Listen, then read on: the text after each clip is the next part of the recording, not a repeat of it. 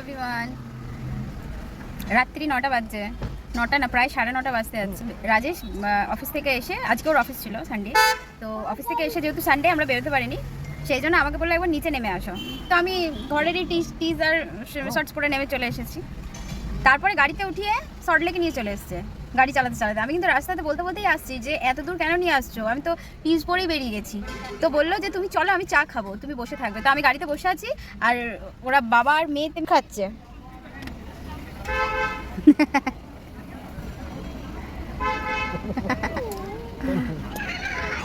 বলো, এরকম মিথ্যা কথা বলে কেন নিয়ে এলে? মিথ্যা কথা বলে কেন নিয়ে এলে? তোমাকে জিজ্ঞাসা করছি, বলো মিথ্যা কথা বলে কেন নিয়ে এসছো? আগে বলো, মিথ্যা কথা বলে কেন নিয়ে এসছো বলো। ভাবো।